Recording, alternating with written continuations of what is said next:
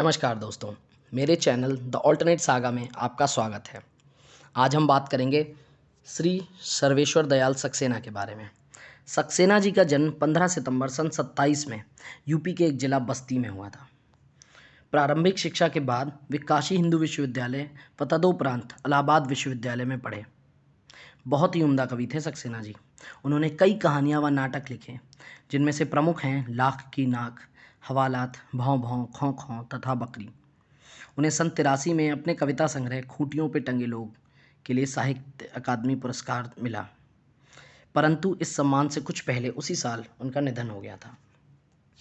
कुछ लोगों का मानना है कि अलंकारों के अधिक प्रयोग से कविता पठन सहज नहीं रह जाता, परंतु सक्सेना जी का लेखन अलंकारों से भरा होने के बावजूद पढ़ने में सहज था।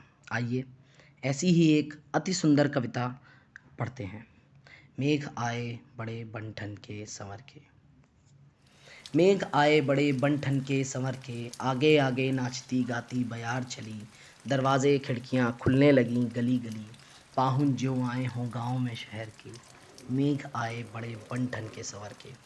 यहाँ पर चित्रण किया गया है एक गांव का, और मेघ को एक गांव में शहर से आने वाले दामाद के रूप में चित्रित किया गया है।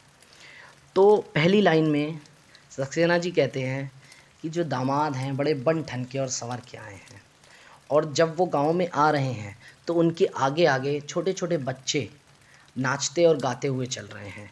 वो पूरे गांव में बता रहे हैं कि मेघ आए हैं, दामाद जी आए हैं।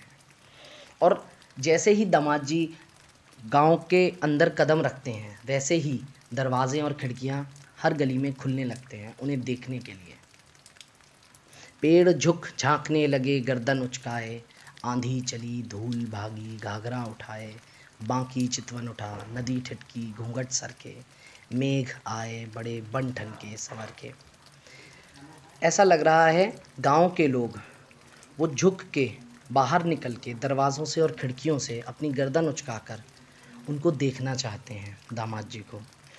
आंधी चली धूल भागी घाघरा उठाए, ऐसा लग रहा है औरतें जो हैं अपना घाघरा उठाकर भाग रही हैं खुशी के मारे, और सबको बता रही हैं कि मेघ आए हैं।